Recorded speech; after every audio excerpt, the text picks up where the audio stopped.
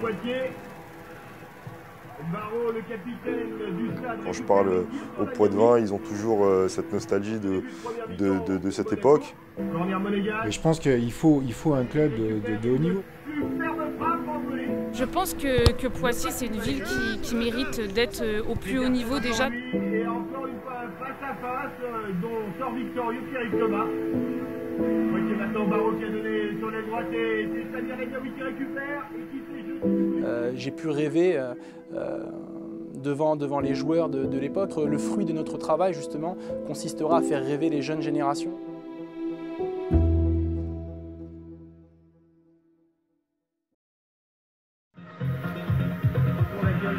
Il le prouve, dans quelques instants, les footballeurs poitevins vont cartonner Monaco et réaliser un des exploits de ces 16e de finale de la Coupe de France. Et ça repart encore sur les droites.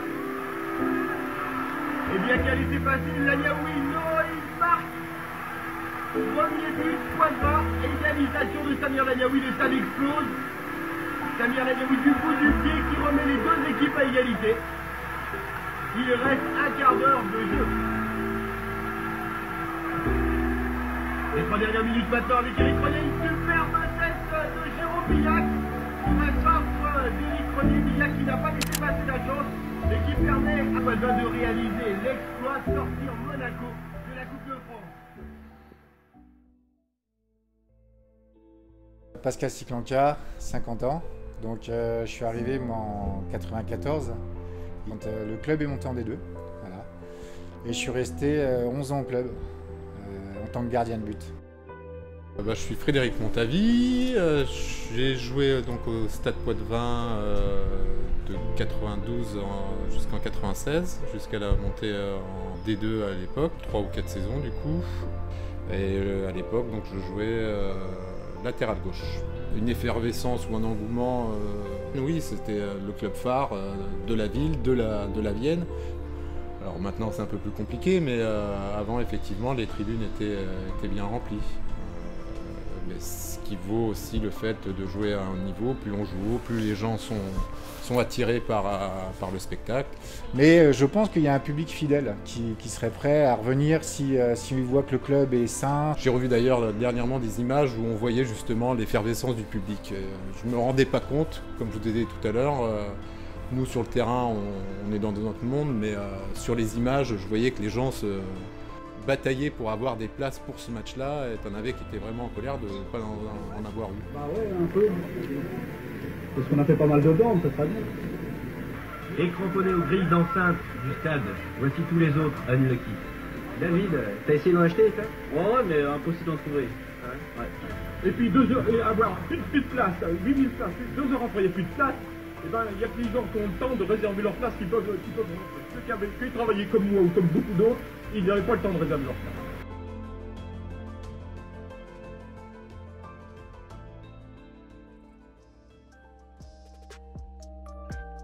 Nicolas Debiais, 45 ans. Je suis arrivé au Stade Poitvin Football il y a 1 an et demi et depuis février 2020, je suis le président du club. Aujourd'hui, le club compte plus de 400 licenciés, encadré par une équipe d'une trentaine d'éducateurs sportifs et 5 responsables de pôle qui veillent à la bonne conduite de la politique du club, mise en place par notre manager sportif Yacine Taoun. Le Stade Poitvin Football Club évolue en National 3, le 5e échelon national du football français. L'équipe est encadrée par Erwan Lanuzel et Denis Stinat. Le Stade Poitvin Football, ce sont des équipes seniors féminines et masculines, de la formation, mais avant tout une équipe d'une trentaine de bénévoles qui œuvrent au quotidien et qui participent activement à la vie du club. Je suis arrivé en 2001, je crois. Quand je suis parti à la retraite, j'avais du temps libre et puis le foot m'intéressait, et le stade en plus. Et le projet me plaît. J'y crois parce que ce sont des jeunes. Je suis bien. J'ai besoin de ça, j'ai besoin du contact avec les gens et de bricoler un peu.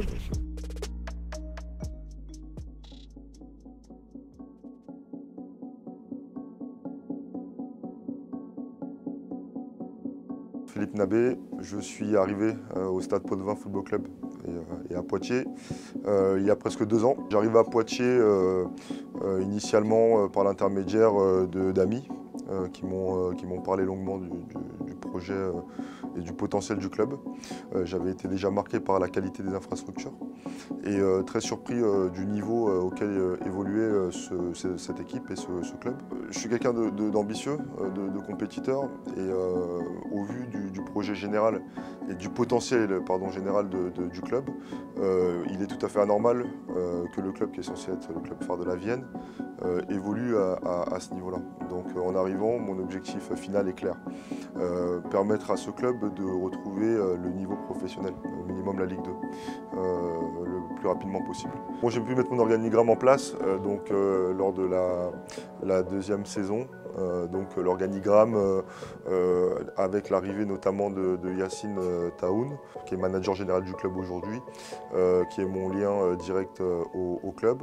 Marius Brosse aussi, qui nous a rejoint au cours de la première saison, qui est en charge de la partie communication. Et Amaury Barito sur la partie commerciale, qui a plusieurs casquettes. Amaury qui est joueur de l'équipe première, enfant de la ville et en même temps responsable commercial du club. Il y a donc un point qui était très important pour moi dans la constitution de l'équipe, la partie locale. Il faut vraiment que, pour moi, l'objectif aussi dans ce projet, c'est de pouvoir valoriser les talents locaux. Donc les trois noms que je viens de donner, que ce soit Yacine Taoun, Marius Brosse ou Amaury Barito, sont pour moi des talents locaux. Ça reste quand même un projet sur du long terme, donc aller chercher des jeunes, on va dire, talents est important pour qu'on puisse travailler tous ensemble dans la durée. Avec ce qu'ils m'ont montré, je suis persuadé qu'ils ont le potentiel pour aller très haut avec le club si le travail porte ses fruits. Nicolas Debier aussi, en tant que président, est arrivé en fin de première saison, qui est aussi un local, Nicolas Debier. Donc je suis très content de cette équipe, de cette ossature. Voilà, on est très très content, on a une bonne base de travail. On a un nouvel entraîneur qui nous a rejoint aussi la deuxième saison, qui nous arrive de Bayonne et qui correspond parfaitement à notre idéologie du jeu, du football. Et l'idée aussi, c'est de pouvoir donner du plaisir au Poids-de-Vin, au stade, voir du beau football, voir des buts et qu'il y ait de l'enthousiasme autour de notre équipe, au-delà des résultats.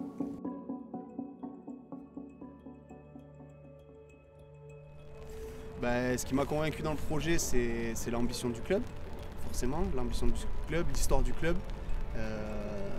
C'était des choses qui étaient importantes pour moi et pour le staff. Et c'était important pour nous de trouver un club ambitieux. Voilà, l'idée, c'était de trouver quelque chose d'ambitieux et on a été convaincus très très vite par le discours de Philippe et de Yacine.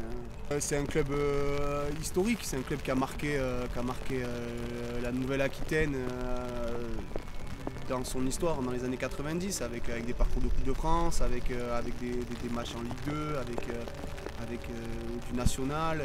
Donc forcément, c'est un club sur lequel on a de la visibilité. Toutes ces idées-là aussi sont coordonnées par Yacine Taoun, qui est le manager général aujourd'hui. Et qui fait un très beau travail dans la coordination des équipes. Yacine Taoun, 35 ans, je suis le manager général du Stade Poids-de-Vin Football Club. Et donc je suis un ancien de la maison pour y avoir passé plus de 22 années. Donc le projet en fait du Stade Poids-de-Vin a différentes composantes. Et la première, c'est la partie sportive. Donc cette partie sportive en fait est fondée sur 4 axes prioritaires. Qui sont structurels dans le projet instauré par Philippe Nabet. Ça va être l'expertise, l'ambition, la formation et enfin l'ouverture. Aujourd'hui, l'idée c'est d'avoir un maximum d'experts, qu'ils soient techniques, donc sur les terrains, mais également organisationnels. L'idée c'est que cette expertise soit mise au service des licenciés du Stade Poids-de-Vin afin de faire grandir le club. Au niveau des infrastructures, Poitiers, et plus précisément le Stade Poids-de-Vin, n'a pas d'égal en National 3. Un stade magnifique que j'ai eu la chance de voir grandir étant plus jeune, des terrains, une plaine de jeu magnifique. Malgré tout, aujourd'hui, on a une population de joueurs et de licenciés qui grandit chaque année. On a cette chance d'attirer et effectivement, on ne peut pas proposer une qualité de terrain sur Michel Amand en adéquation avec nos ambitions footballistiques. On espère qu'à l'avenir, il y a une évolution en ce sens, car ce sera primordial pour pouvoir évoluer, pour justement sécuriser nos licenciés et éviter les blessures. Le complexe de Michel Amand dispose de 5 terrains, de blocs vestiaires qui nous permet de justement, encore une fois, pouvoir mettre un maximum de nos licenciés au même endroit.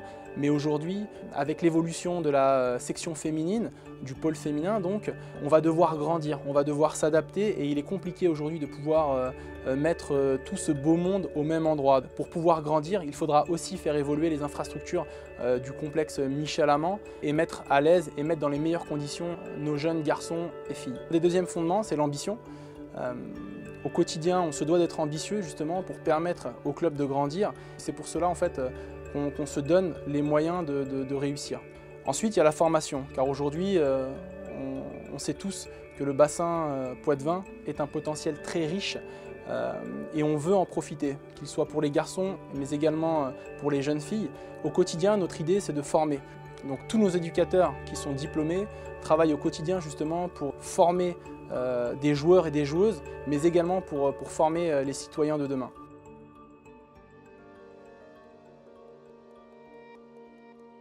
Un des objectifs du club, c'est de repérer des jeunes c'est d'accompagner ces jeunes par le biais du foot. C'est de leur donner leur chance, autant ceux qui méritent de jouer plus haut et que ce soit un tremplin en passant chez nous, que les autres qui ont envie d'apprendre à travers le foot, des valeurs du quotidien. On transmet des valeurs éducatives et sportives, donc des valeurs de respect, de solidarité, d'entraide, d'enthousiasme, qui vont permettre de former les citoyens de demain. Sensibiliser un petit peu aux choses du quotidien et de la vie en général en fait.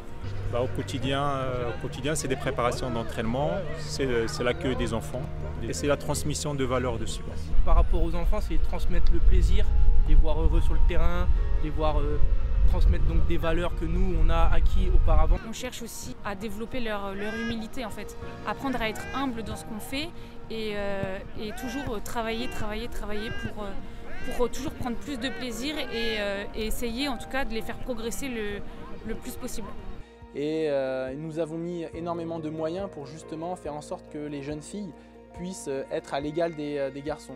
Et on souhaite justement voir grandir cette section féminine encadrée par Julie Brunet qui fait un travail formidable et avec qui on va construire dans la durée pour pouvoir justement faire en sorte que les jeunes joueuses que l'on forme puissent alimenter notre équipe première et grandir avec nous. Aujourd'hui, on connaît tous des références de la formation poitevine comme Nicolas Pépé, Nicolas Thier et plein d'autres qui jouent dans les plus grands clubs français voire européens. Et en fait, notre idéal, au-delà de ces joueurs qui performent dans les plus grands clubs comme je viens de le dire, c'est aussi de pouvoir conserver nos jeunes Poitevins afin qu'ils puissent alimenter notre équipe première. D'où l'importance que le Stade Poitevin ait une équipe au plus haut niveau possible. Et le Stade Poitevin qui forme l'élite, c'est plutôt, vu la structure, vu l'engouement autour de ce projet, je pense que c'est quelque chose de normal et de logique. Notre projet, c'est d'emmener nos jeunes joueurs et joueuses le plus loin possible et également les accompagner dans leur vie professionnelle. C'est pour ça qu'il a été créé une cellule emploi au sein du club où les jeunes joueurs et joueuses peuvent nous faire passer leur CV et nous faisons profiter de nos réseaux, qu'ils soient partenaires ou non, afin qu'ils puissent justement trouver un emploi, qu'il soit saisonnier ou permanent. L'idée, encore une fois, est de pouvoir faire en sorte de faire grandir le club au travers des partenariats privés, faire en sorte que les partenaires soient des acteurs à proprement dit de notre projet et puissent nous aider dans le développement du club. Donc il y a un an, au mois de septembre, au mois d'août, Amaury est venu nous solliciter, il nous a parlé de ce projet qui est plutôt ambitieux, on a été emballés, puis connaissant Amaury de longue date a eu les arguments pour croire en ce projet. Et je pense que sur les 3 prochaines années, ce serait pas mal de les voir en national, quoi. Pour moi, je trouvais ça intéressant de s'associer au Stade Poitevin. Le Stade Poitevin est un club historique à Poitiers. Un beau projet qu'a le Stade Poitevin. Je pense que le Stade Poitevin et Coriolis Télécom, au sein des couronneries, on a un petit peu la même ambition de grandir tous les deux ensemble. Moi qui ai été un jeune qui regardait à l'époque les matchs de deuxième division, comme on les appelait, j'ai pu rêver devant les joueurs de l'époque. Le fruit de notre travail, justement, consistera à faire rêver les jeunes générations quand ils viendront au stade, et c'est ce qui nous anime au quotidien également. Important pour le Stade Poitvin de retrouver le haut niveau déjà pour le club même, pour tous ceux qui y travaillent, qui s'investissent vraiment par rapport à ça. Ça peut être bénéfique pour tout le monde, aussi bien pour le Stade Poitvin que le foot dans la Vienne en général. En termes de visibilité, sur le plan national, ça mettrait la ville en avant. Et puis voir cette équipe vitrine au niveau national serait bénéfique. C'est important pour Poitiers d'avoir un club au niveau professionnel parce que Poitiers a déjà connu ce niveau-là dans les années 1995. Et maintenant on est en 2021, donc on aimerait là aussi retrouver un niveau assez correct, on va dire, pour Poitiers. Et pour les gens du quartier ou des quartiers qui sont autour, c'est un rêve, c'est un objectif. Donc on essaie de les faire accéder à cet objectif de jouer dans un club bien structuré, qui a des ambitions. Ce club était amené à monter et à continuer de grandir au travers de son projet de développement.